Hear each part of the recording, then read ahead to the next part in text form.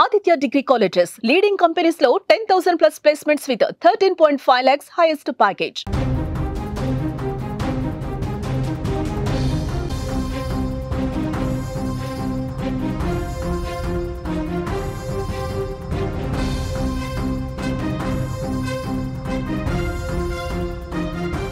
గండికోటలో దారుణ హత్యకు గురైన వైష్ణవి కేసు ఇక మిస్టరీగానే మిగిలిపోతుందా? పోలీసులు ఈ కేసును తేల్చలేకపోతున్నారా? పోలీసుల దగ్గర ఎటువంటి టెక్నికల్ ఎవిడెన్స్ లేదా? వైష్ణవిని సొంత అన్నలే చంపారంటూ కొన్ని సోషల్ మీడియా ఛానళ్లు బలంగా వాళ్ళ అభిప్రాయాన్ని చెప్పాయి. అంతేకాదు హత్య ఎలా చేశారు, హత్యలో ఆమె తల్లి పాత్ర కూడా ఉందంటూ సోషల్ మీడియాలో పుకార్లు షికార్లు చేశాయి. మరి ఇప్పుడు పోలీసులు ఎందుకు వైష్ణవి కుటుంబ సభ్యులని అనుమానించట్లేదు? ఎందుకు వైష్ణవి కుటుంబ సభ్యుల్ని వదిలేశారు? ఈ హత్యలో వైష్ణవి కుటుంబ సభ్యుల పాత్ర లేదా? పోలీసుల మాటల్ని బట్టి చూస్తే తాజాగా ఇవాళ కడప జిల్లాలో జరిగిన క్రైమ్ హాఫ్ ఇయర్లీ రివ్యూ మీటింగ్లో రాయలసీమ రేంజ్ డిఐజీ కోయ ప్రవీణ్ చేసిన వ్యాఖ్యలు ఇప్పుడు సరికొత్త దుమారాన్ని రేపుతున్నాయి. ఒక రకంగా చెప్పాలి అంటే వైష్ణవి హత్య కేసు ముందుకు జరగట్లేదు, ఎటువంటి టెక్నికల్ ఎవిడెన్స్ లేదు, ప్రత్యక్ష సాక్షులు అక్కడ లేనే లేరు, వైష్ణవిని ఎవరు చంపారో ఇంకా మేము కనిపెట్టలేకపోతున్నామని చాలా స్పష్టంగా డిఐజీ కోయ ప్రవీణ్ చెప్పారు. అంతేకాదు ఎప్పటికి తేలుతుందని ఒక రిపోర్టర్ ప్రశ్న అడిగితే మాకేమైనా దివ్య శక్తులు ఉన్నాయనంటూ ఆయన చేసిన వ్యాఖ్యలు చూస్తుంటే వైష్ణవి హత్య కేసు మరుగున పడబోతుందనే సందేహం కలుగుతుంది. అంతేకాదు హంతకుల్లో ఆమె సోదరులు కానీ కుటుంబ సభ్యులు లేరు అని కూడా పరోక్షంగా పోలీసులు చెప్పినట్టుగా తేలిపోయింది. అంటే మరి వైష్ణవిని హత్య చేసింది ఎవరు?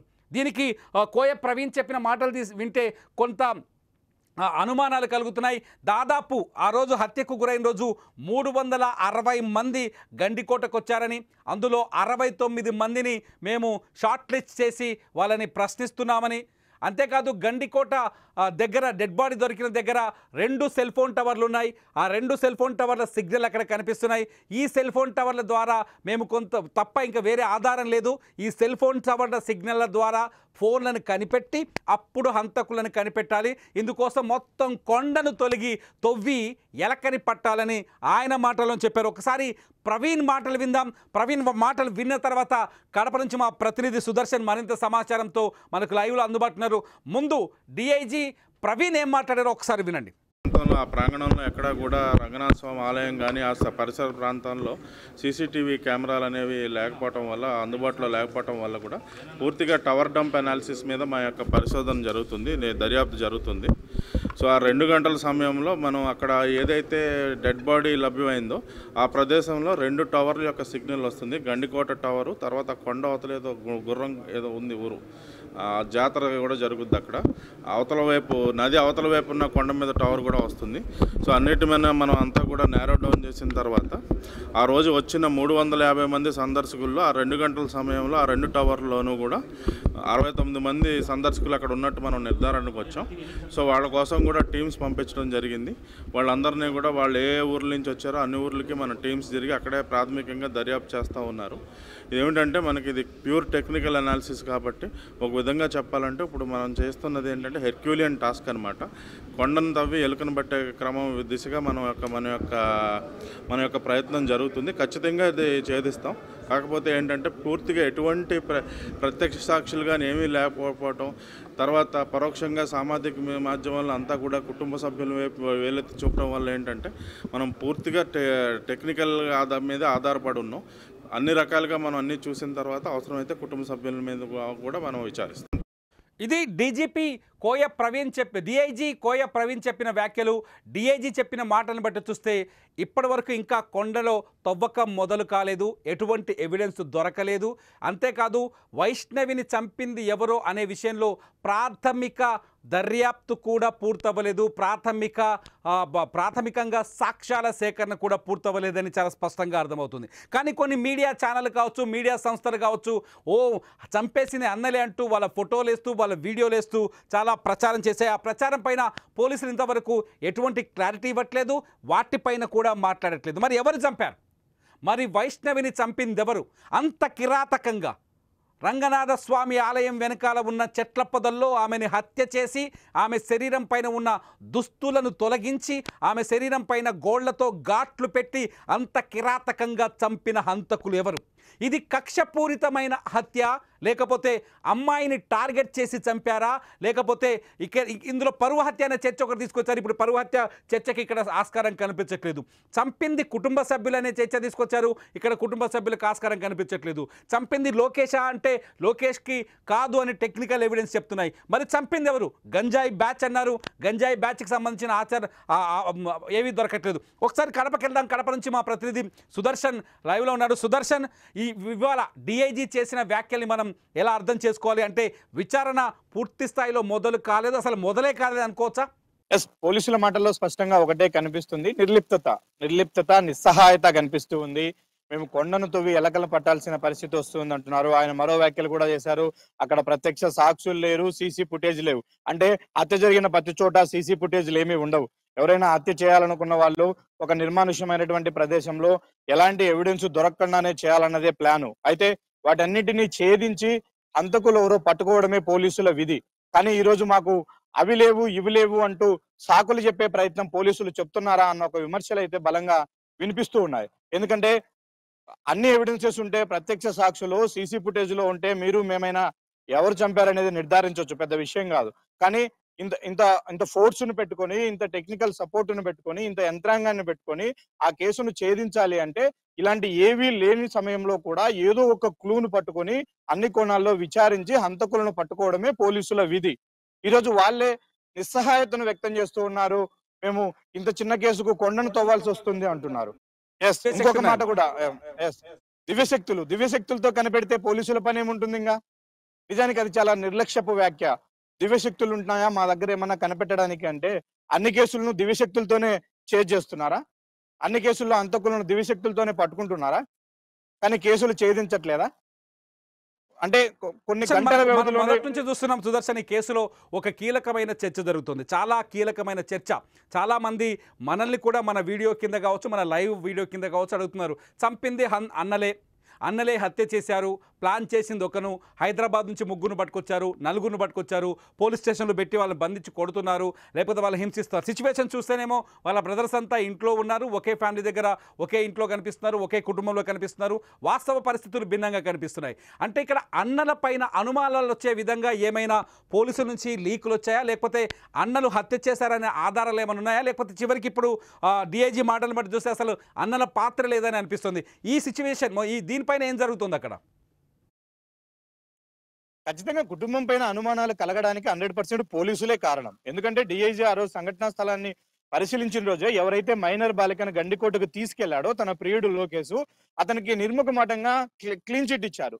అతను వెళ్ళాడు, వచ్చాడు, మళ్ళీ రిటర్న్ రాలేదు. కాబట్టి హత్యలో అతని ప్రమేమీ లేదు అంటే ఒక అనామకురాలైనటువంటి వైష్ణవి, ఒక విద్యార్థి, 17 ఏళ్ల పాప కాలేజీలో చదువుకుంటూ ఉంది, ప్రేమ వ్యవహారంతో వేరే వ్యక్తితో ప్రేమ వ్యవహారం ఉంది, అతను హత్యకు కారణం కాదు అంటే ఆ వయసులో ఆ అమ్మాయిని చంపాల్సిన కారణం ఎవరుకుంటుంది?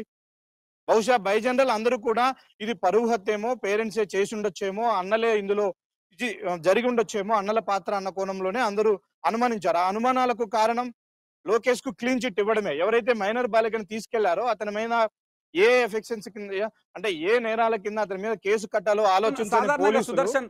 ఒక మైనర్ బాలికను ప్రలోభపరిచినా, ఒక మైనర్ బాలికని లైంగికంగా ఆమె పైన దాడి చేసినా, లైంగికంగా లొంగ తీసుకునే ప్రయత్నం చేసినా ఖచ్చితంగా ఆ వ్యక్తి పైన పోక్సో యాక్ట్ ప్రకారం కేసులు నమోదు చేయాలి. కానీ లోకేష్ పరిస్థితి ఏంది? ఇంతవరకు లోకేష్ని అదుపులోకి తీసుకున్నారా? లోకేష్ పైన ఏమైనా కేసులు పెట్టారా? లోకేష్ పోలీసుల అదుపులో ఉన్నాడా, బయట ఉన్నాడా? ఇప్పుడు ఇది పెద్ద మిస్టరీగా మారింది. వైష్ణవిని ఎవరు చంపేదానికంటే ఆ రోడ్ నుంచి పోలీసులు లోకేష్ పాత్రకు క్లీన్ చిట్ ఇచ్చిన తర్వాత నుంచి లోకేష్ ఎక్కడున్నాడు అనేది తెలియట్లేదు. వాళ్ళ పేరెంట్స్ని అడిగితే మాత్రం మా ఓడు ఎక్కడున్నాడో మాకు తెలియదు, ఇంటికి రాలేదు, కానీ సేఫ్ గానే ఉన్నాడని ఒక మాట అయితే పోలీసుల నుంచి వినిపిస్తుంది అని చెప్తున్నారు. అంటే ఇన్ని రోజులుగా పోలీసులు లోకేష్ ను తన వద్దే ఉంచుకున్నారా, అంటే కస్టడీలో ఉంచుకున్నారా, లేకపోతే అనఫిషియల్ గా అతన్ని విచారిస్తున్నారా? విచారించడానికి ఇంకేం కారణాలు ఉంటాయి? స్వయంగా పోలీసు ఉన్నతాధికారులే క్లీన్ చిట్ ఇచ్చిన తర్వాత లోకేష్ ని ఎందుకు విడిచిపెట్టలేదు? ఒకలా అదుపులో పెట్టుకుంటే అతని మీద ఏదైనా ఎఫ్ఐఆర్ ఇంతవరకు నమోదైందా? ఏ సెక్షన్ కింద అయినా అతని మీద కేసు కట్టారా, రిమాండ్కి ఇచ్చారా? అది లేదు. అంటే వీటన్నిటి విషయంలో కూడా పోలీసులు వాళ్ళ ఇష్టానుసారం వ్యవహరించడం ఒకటైతే, నిర్లక్ష్యంగా వ్యవహరిస్తున్నారు. కేసు పక్కదారి పట్టడంలో, అనేక మంది పైన అనుమానాలు కలగడంలో మొదటి నుంచి కూడా పోలీసుల తీరే ఇందుకు కారణమవుతుంది. ఈ రోజుటికి కూడా వైష్ణవి గండికోట ప్రాంతంలో ఎక్కడ హత్యకు గురైందన్న దాన్ని ఒక స్పష్టంగా పోలీసులు నిర్ధారించలేకపోతూ ఉన్నారు. అంటే ఇవన్నీ మేము ముందే చెప్పాల్సిన అవసరం లేదు. ఇన్వెస్టిగేషన్ పూర్తయినాక చెప్తామనొచ్చు. మరి లోకేష్ విషయాన్ని ఎందుకు ముందే నిర్ధారించారు మీరు? ఇన్వెస్టిగేషన్ పూర్తయినంత వరకు కూడా ఎవరు పాత్ర ఉందన్నది దాచిపెట్టొచ్చు కదా! ఇన్వెస్టిగేషన్ లో తర్వాతే చెప్పొచ్చు కదా! అంటే ఇదంతా లోకల్గా చర్చ జరుగుతుందా ప్రజల్లో ఇదంతా? 100% ఇదే చర్చ జరుగుతూ ఉంది. ఖచ్చితంగా ఏదో జరిగింది. పోలీసులు ఇంకేదో జరిగిందని క్రియేట్ చేసే ప్రయత్నం చేస్తూ ఉన్నారు. ఖచ్చితంగా పోలీసులు తొక్కిపెట్టే ప్రయత్నం చేస్తున్నారు కేసును. కేసు పక్కదారి పట్టడానికి పోలీసుల తీరే కారణము. ఇందులో రాజకీయ నాయకుల సుదర్శన్ ప్రమేయం ఉందా అన్న కోణంలో కూడా జిల్లాలో చర్చ జరుగుతుంది. సుదర్శన్ ఇక్కడ ఒక చర్చ. సాధారణంగా ఒక కేసు దాదాపు 12 రోజులు జూలై 14వ తేదీన దారుణ హత్యకు గురైంది. హత్య జరిగిన తర్వాత కొన్ని సీసీటీవీ ఫుటేజ్లు బయటకు వచ్చాయి. అందులో లోకేష్ వైష్ణవిని బండి మీద తీసుకొచ్చిన విజువల్స్ మనకు కనిపించాయి. అంతేకాదు లోకేష్ అక్కడి నుంచి తిరిగి వెళ్ళిపోతున్న విజువల్ మనకు కనిపించింది. గుర్తు తెలియని వ్యక్తులు అక్కడ కార్లలో వచ్చిన విజువల్స్ కనిపించాయి. చాలా ఆధారాలు ఉన్నాయి. టెక్నికల్గా ఆధారాలు కనిపిస్తున్నాయి. కానీ ఇప్పుడు పోలీసులు చెప్తున్నారు కేవలం tower, police phone signal tower తప్ప వేరే ఆధారం లేదని చెప్తున్నారు. అంతేకాదు ఇక్కడ డిలే అయ్యే కొద్దీ ఆటోమేటిక్గా పొలిటికల్ పవర్ ఏదో పనిచేస్తుంది వెనకాలని ఒక చర్చ కూడా జరుగుతుంది. ఇదంతా పక్కన పెడితే నిజంగా గండికోటలో గతంలో ఇటువంటి హత్యలు జరిగిన సందర్భాలు ఉన్నాయా? గతంలో జరిగిన హత్యలను ఛేదించడానికి ఇంతే సమయం పట్టిందా? పోలీసుల ఇన్వెస్టిగేషన్ మొత్తం తప్పుదారి పట్టింది అనే అనుమానాలు ఏమైనా కలుగుతున్నాయా? పూర్తిగా పక్కదారి పట్టిన మాట వాస్తవం. ఇక్కడ జిల్లాలో కూడా అదే చర్చ జరుగుతూ ఉంది. ఆధారాలు దొరికాయి, సాయంత్రం లోపల చెప్తామన్నటువంటి పోలీసులు ఎందుకు మాట మార్చారు, ఎందుకు విచారణను పక్కదారి పట్టించారు అనే క్వశ్చన్ ఇంటా బయట కూడా వినిపిస్తూ ఉంది. చాలా మంది పోలీసు డిపార్ట్మెంట్ లోనే కానిస్టేబుల్ చాలా మంది తమ నిస్సహాయతను చెప్తూ ఉన్నారు. పిల్లిని సంకలో పెట్టుకుని ఊరంతా ఎతుకుతున్నాం మేము, కానీ ఎవరి మీద అయితే అనుమానాలు వస్తున్నాయో వారిని ధైర్యంగా విచారించలేని పరిస్థితి మాకు ఎదురవుతూ ఉంది, మా ఉన్నతాధికారుల తీరు ఆ విధంగా ఉంది అంటూ కూడా డిపార్ట్మెంట్ లోనే ఒక చర్చ జరుగుతుంది ప్రస్తుతం. ఇప్పుడు డిఐజీ చెప్పిన మాటల్లో అక్కడ 2 సెల్ ఫోన్ టవర్స్ సిగ్నల్స్ వస్తూ ఉన్నాయి. అందులో ఒక సెల్ ఫోన్ సిగ్నల్ లో అక్కడ ఒక జాతర జరిగింది. జాతరలో ఎక్కువ మంది మొబిలైజ్ అయ్యారు జనాలు. కాబట్టి వాళ్ళందరినీ కూడా అనుమానించాలి. వాళ్ళందరి మొబైల్స్ ను కూడా మనం టెక్నికల్ గా ప్రాసెస్ చేయాల్సి ఉంటది. వాళ్ళందరినీ పిలిచి విచారించాల్సి ఉంటది. కాబట్టి ఆలస్యం అవుతుంది. ఇది కొండలాగా మారడానికి 2 సెల్ ఫోన్ సిగ్నల్స్ అక్కడ మ్యాచ్ అవడము, అందులోనూ ఒక సెల్ ఫోన్ టవర్ లో ఒక పెద్ద గ్యాదరింగ్, పీపుల్ గ్యాదరింగ్, అంటే జాతర లాంటి ఒకేషన్ జరిగింది. కాబట్టి అందులో పీపుల్ గ్యాదరింగ్ అయింది, ఎక్కువ మొత్తంలో ఉన్నారు. వాళ్ళందరినీ కూడా ఇప్పుడు విచారించాల్సి వచ్చింది. అందుకు ఆలస్యం అవుతుంది. 350 మందిని మొత్తం గుర్తించాము. త్వరలో 300 మంది విచారణ అయిపోయింది. ఇంకొక 50 మంది విచారణ ఉంది. అందులో ఇంకొకటి ప్రధానంగా వాళ్ళు పోలీసులు ఇప్పటి వరకు నిర్ధారించుకొని బలంగా చెప్తున్నది, హత్య జరిగిన సమయంలో ఏదైతే 12 నుంచి 1 గంట వరకు గండికోటలో వైష్ణవిని హంతకులు హతమార్చారు అని భావిస్తున్నారో ఆ టైంలో కేవలం 60 నుంచి 65 మంది మాత్రమే టూరిస్టులు గండికోటలో ఉన్నారు అన్న ఒక నిర్ధారణకు వచ్చారు. మరి అంతటి టూరిస్ట్ ప్లేస్ లో 60 మంది లేని ఒక నిర్మానుష్య ప్రాంతానికి తీసుకెళ్లి ఆ అమ్మాయిని అంత పట్టపగలు అంత దారుణంగా హత్య చేశారా? హత్య చేసే ప్రయత్నంలో వైష్ణవి నుంచి ఎలాంటి వ్యతిరేకత రాలేదా? ఆ అమ్మాయి ప్రతిఘటించే ప్రయత్నం చేయలేదా? అరవలేదా? అరిస్తే అవి ఎవరు వినలేదా? ఎలాంటి ఫోటో ఎవిడెన్స్ కానీ ఎక్కడ హత్య జరిగిందో తెలుసుకుంటే అక్కడ కొంతలో కొంత క్లూస్ దొరికే అవకాశం ఉంటది. అంటే హత్య జరిగిన ప్లేస్ వేరు, డెడ్ బాడీ దొరికిన ప్లేస్ వేరు. హత్య మరో చోట చేసి డెడ్ బాడీని ఇంకో చోట తెచ్చి పడేశారు అనుకోవచ్చా? అటువంటి సందేహాలు ఏమైనా ఉన్నాయి అందులో? 100% ఉన్నాయి. 100% ఉన్నాయి. ఖచ్చితంగా నిందితులు పక్కదారి పట్టించడం కోసమే కేసును ట్రాప్ చేశారు. చాలా అనుభవం కలిగినటువంటి ఎక్స్పర్ట్సే ఇందులో వాళ్ళని ఒక నరహంతకులని చెప్పవచ్చు. అంత క్రైమ్ చరిత్ర ఉన్నటువంటి వాళ్ళే దీన్ని పాల్పడింటారు, సంఘటనా స్థలంలో ఉని ఉంటారు అన్న ఒక అనుమానాలు కూడా ఉన్నాయి. ఎందుకంటే రంగనాయక స్వామి ఆలయం ఏదైతే చర్చించుకుంటూ ఉన్నామో అందులో ఆ అమ్మాయి థింగ్స్ అన్ని కూడా దొరికాయి. ఆ అమ్మాయి వస్తువులన్నీ కూడా అక్కడక్కడ పడి ఉన్నాయి. అంటే రంగనాయక స్వామి ఆలయంలో హంతకులు ఆ అమ్మాయిని గుర్తించారు. ఆ అమ్మాయిని బ్యాగ్ ఒకవైపు ఇసిరేశారు, మరోవైపు తోసేశారు. ఆ అమ్మాయి ఓని ఇంకో చోట పడిపోయింది.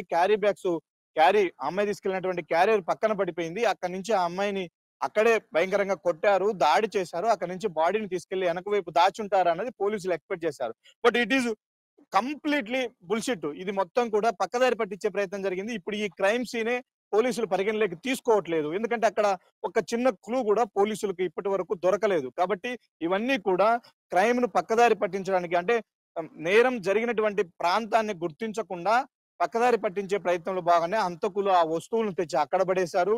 డెడ్ బాడీని తీసుకొచ్చి గుడి వెనక వైపు పెట్టారు. కానీ నిజంగా వైష్ణవిని హత్య చేసిన చోటు వేరే ఉంది. ఆ చోటు ఎక్కడ? గండికోట ఉన్నటువంటి కోట చుట్టూ మధ్యలో ఉన్నటువంటి ప్రదేశంలో ఎక్కడ వైష్ణవిని చంపారు? అంత నిర్మానుష్యమైనటువంటి, ఇప్పటికే డ్రోన్ కెమెరాలతో వీడియోలు చేశారు. అంటే ఫోరెన్సిక్ వాళ్ళని పిలిపించారు, క్లూస్ టీములను పిలిపించారు. ఆ టీమ్స్ 20-30 మంది టీమ్స్ గండికోటలో ఒక వారం రోజులుగా జల్లెడ పట్టారు ప్రతి చోట కూడా. అయితే ఎక్కడ కూడా కోట లోపల హత్య జరిగినటువంటి ఒక చిన్న ఇన్సిడెంట్, అంటే చిన్న క్లూ కూడా పోలీసులు గుర్తించలేకపోయారు. ఇంతకు కోట లోపలే హత్య చేశారా వైష్ణవిని, లేదంటే రహస్య మార్గం ఏదైతే ఉందో అక్కడ బయటే చంపేసి అమ్మాయిని తీసుకొచ్చారా అనడానికి ఇక్కడ ఇంకొక అనుమానం. అంత టైం లేదు అసలు. వీళ్ళకు బంధువులకు తెలిసింది అనేది లోకేష్ ఆ అమ్మాయిని తీసుకెళ్లాడనే దానికి ఈ టైం గ్యాప్ అంతా కూడా చాలా తక్కువ టైమే ఉంది. చాలా స్పష్టంగా సుదర్శన్, చాలా స్పష్టంగా చాలా టర్నింగ్లు కనిపిస్తున్నాయి ఈ కేసులో. ఒక రకంగా చెప్పాలంటే ఇక్కడ లోకేష్ అనే వ్యక్తి ఆ బాలికను గండికోటకు తీసుకురావటం వల్ల, ఆ బాలిక ఎవరితోనో ప్రేమలో పట్టడం వల్ల ఆ బాలిక సమాజం ముందు ఇప్పుడు చనిపోయిన తర్వాత కూడా దోషిలా కనిపిస్తుంది. ప్రేమించడం తప్పు అనే భావనతో ఈ వీడియో చూస్తున్న వాళ్ళందరూ కామెంట్ చేయండి వీడియో కింద. ప్రేమించడం తప్పు అనే భావనతో ఆ అమ్మాయిని నిందితురాలుగానో లేకపోతే తక్కువగా చూస్తున్నారో కనిపిస్తుంది. కానీ ఇక్కడ ఒక గొప్ప విషయం, ఒక కీలకమైన విషయాన్ని మర్చిపోతున్నారు. ఒక బాలిక టూరిస్టు ప్రాంతంలో, గండికోట వంటి సురక్షితమైన టూరిస్టు ప్రాంతంలో ఒక బాలిక, ఇంటర్ చదువుతున్న బాలిక దారుణ హత్యకు గురైంది. ఆ బాలికను హత్యను ఛేదించడంలో పోలీసులు విఫలమవుతున్నారనే పాయింట్ ఇక్కడ రైజ్ అవుతుంది. ఇక్కడ మేమంటున్నాం వైష్ణవికి న్యాయం జరిగేది ఎప్పుడు అంటున్నాం. ఒకసారి సుదర్శన్ దగ్గరికి వెళ్దాం. సుదర్శన్, నిజంగా ఇక్కడ సెక్యూరిటీ వైఫల్యం ఉంది అని చెప్పొచ్చా? గండికోటకి ఇదొక ఆంధ్రప్రదేశ్లో కీలకమైన టూరిస్ట్ ప్లేస్. ఇక్కడ సెక్యూరిటీ వైఫల్యం ఉంది. ఇక్కడ హత్యలు జరిగితే కనీసం గుర్తించలేము. ఒక బాలికను తీసుకొచ్చి, సహజంగా ప్రేమికులు వస్తుంటారు టూరిస్ట్ ప్లేస్లోకి, జంటలు వస్తుంటాయి, వ్యక్తిగతంగా కావచ్చు లేకపోతే ఆ ప్రాంతాన్ని విహరించడానికి. ఇటువంటి ప్రాంతంలో హత్యలు జరిగితే పోలీసులు తేల్చలేరు. సెక్యూరిటీ లేదనుకోవచ్చా? ఇక్కడ 100% సెక్యూరిటీ లేదు. పోలీసుల వ్యాఖ్యల ద్వారానే అది అర్థమవుతుంది.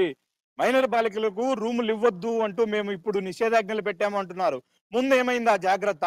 అంటే మైనర్ అమ్మాయిలు కూడా అక్కడికి వస్తున్నారు, వాళ్ళ ప్రేమికులతో వచ్చి రూములు తీసుకుంటున్నారు, యథేచ్ఛగా రూముల్లో జరుగుతుంది.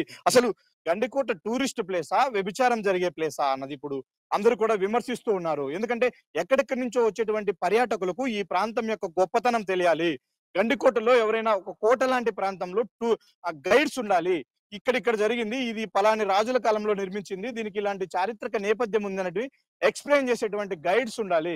కానీ బయట నుంచి దూర ప్రాంతాల నుంచి వచ్చేటువంటి టూరిస్టులకు ఇక్కడ గండికోట ప్రాంతంలో ఏం సందేశం ఇస్తున్నారు? స్థానిక పోలీసులు కానీ, స్థానిక యంత్రాంగం కానీ, చుట్టూ రిసార్ట్ల పేరుతో రూములు, మైనర్ల ఎవరితో వస్తున్నారో తెలియదు. మేము యాంకర్ గారు ఇంకొక విషయం కూడా చెప్పాలి ఇక్కడ క్లియర్ గా. పోలీసులు ఆ రోజు రిసార్ట్లలో రూములు బుక్ చేసుకున్న వాళ్ళ వివరాలు తీశారు. అందులో చాలా సంచలన నిజాలు, ఒళ్ళు గగురుపరిచే విషయాలు బయటకు వస్తున్నాయి. ఫ్రెండ్ భార్యతో ఒక కాంట్రాక్టర్ అనంతపురం నుంచి వచ్చాడు, రూమ్ తీసుకున్నాడు. ఒక కాలేజీ అమ్మాయి ఇంకొక అబ్బాయితో వచ్చింది, రూమ్ తీసుకుంది. ఎక్కడ ఎలాంటి ప్రూఫ్స్ తీసుకోరు, ఎలాంటి ఐడి అడగరు, ఎలాంటి వివరాలు అడగరు. ఎవరితో అయినా రావచ్చు, రూములు తీసుకోవచ్చు. ఏం జరుగుతుంది? స్పష్టంగా సుదర్శన్ చాలా స్పష్టంగా కనిపిస్తుంది. గండికోట ఈ హత్య కేసు తర్వాత గండికోట కొంత అన్సెక్యూర్డ్ ప్లేస్గా పబ్లిక్లోకి వచ్చే అవకాశం కనిపిస్తుంది. ఒక రకంగా చూస్తే మనం బద్నాం చేస్తున్నామని ఫీల్ అవ్వచ్చు, పోలీసులు కావచ్చు, ఈ వీడియో చూసే వాళ్ళు కావచ్చు. కానీ ఒక బాలిక గండికోట టూరిస్ట్ ప్లేస్లో స్వేచ్ఛగా తిరుగుతుంటే ఆమెను కిడ్నాప్ చేశారా లేకపోతే అటకాయించారా, చంపింది ఎవరు అనేది ఇంతవరకు తేల్చకపోవడం. నిజంగా వైష్ణవికి న్యాయం జరిగేది ఎప్పుడు, వైష్ణవిని కాపాడేది ఎప్పుడు? Sudarshan, thank you very much మాతో జాయిన్ అయినందుకు. ఇది వైష్ణవిని హత్య చేసింది ఎవరు, వైష్ణవికి న్యాయం జరిగేది ఎప్పుడు? వైష్ణవి అనే ఒక బాలికను దారుణంగా హత్య చేస్తే ఆ కేసును తేల్చలేరా? వైష్ణవిని రెండో కోణంలో చూడొద్దు. ఇక్కడ వైష్ణవిని ఒక అమ్మాయిలా చూడండి, ఒక తల్లికి బిడ్డలా చూడండి, ఒక తండ్రికి కూతురులా చూడండి, ఒక కుటుంబ సభ్యురాలుగా చూడండి. వైష్ణవి ఒక కుర్రాడితో అక్కడికి వెళ్ళడం తప్పు కావచ్చు, కానీ ఆ తప్పు పెద్ద తప్పు కాదు, హత్య చేసేంత తప్పు కాదు. అక్కడికి వెళ్ళిన తర్వాత ఆ అమ్మాయిని తీసుకెళ్లిన కుర్రారు హత్య చేయలేదు, లోకేష్ అనే వ్యక్తి తీసుకెళ్ళిన హత్య చేయలేదని అర్థమవుతోంది. సో లోకేష్ అక్కడి నుంచి వెళ్ళిపోయినట్టుగా పోలీసులే ఆ విషయాన్ని రూల్డ్ అవుట్ చేశారు. సో చంపిందెవరు? పోనీ కొంతకాలం కుటుంబ సభ్యులు చంపారని కొందరు వాదించారు. కుటుంబ సభ్యులు చంపినట్టుగా కొన్ని మీడియా సంస్థలు, ఛానళ్ళు ఏకంగా వీడియోలు కూడా చేశాయి, అనౌన్స్మెంట్, బ్రేకింగ్ న్యూస్లు కూడా వేసాయి. కానీ ఇవాళ పోలీసులు చెప్తున్న మాట ప్రకారం చూస్తే అమ్మాయిని చంపిందెవరో ఇంతవరకు తేలలేదు. ఎటువంటి సాక్ష్యం దొరకలేదు, ఎటువంటి టెక్నికల్ ఎవిడెన్స్ దొరకలేదు. 2 సెల్ ఫోన్ టవర్లను పట్టుకొని పోలీసులు విచారణ చేస్తున్నారు. ప్రత్యక్ష సాక్షులు లేరని ఏకంగా డిఐజీ చెప్తున్నారు. అంతేకాదు ఎంతమందిని అరెస్ట్ చేశారనే ప్రశ్నకి ఆయన ఆన్సర్ ఇంతవరకు ఎవరిని అదుపులోకి తీసుకోలేదని చెప్తున్నారు. అదుపులోకి తీసుకోలేదు, ఒక్క వ్యక్తిని కూడా గుర్తించలేదు. హత్యకు సంబంధించినటువంటి క్లూ కూడా ఇప్పుడు పోలీసుల చేతుల్లో లేదని తెలుస్తుంది. నేను అడుగుతున్నాను పోలీసులనే కాదు మొత్తం సమాజాన్ని అడుగుతున్నాను, వైష్ణవికి అన్యాయం జరిగిందా లేదా? వైష్ణవి అత్యంత దారుణంగా హత్యకు గురైందా లేదా? వైష్ణవిని మన ఇంటి ఆడబిడ్డగా చూడాలా వద్దా? ఎందుకంటే అమ్మాయి తప్పు చేసిందో వ్యక్తిని ప్రేమించడం తప్ప ఇంకేమీ చేయలేదు. అటువంటి వైష్ణవిని పరువు హత్య అని చెప్పేసి కొంత టర్న్ చేసే ప్రయత్నాలు జరిగాయి. ఇవన్నీ పక్కన పెడితే వైష్ణవికి న్యాయం జరిగేది ఎప్పుడు? డియర్ వ్యూవర్స్, మీరు కామెంట్ చేయండి. వైష్ణవికి న్యాయం జరిగేది ఎప్పుడు? వైష్ణవి న్యాయం కోసం జస్టిస్ ఫర్ వైష్ణవి అని హ్యాష్ట్యాగ్ క్రియేట్ అయింది ఇప్పటికే. సో వైష్ణవికి న్యాయం జరిగేది ఎప్పుడు అని మీరు మాట్లాడండి. వైష్ణవికి సంబంధించిన విషయంలో మీరు మీ అభిప్రాయాన్ని వీడియో కింద టైప్ చేయండి. చూస్తూనే ఉండండి వైష్ణవి హత్య కేసులో కీలక అప్డేట్స్ కోసం సుమన్ టీవీ డిజిటల్ లైవ్.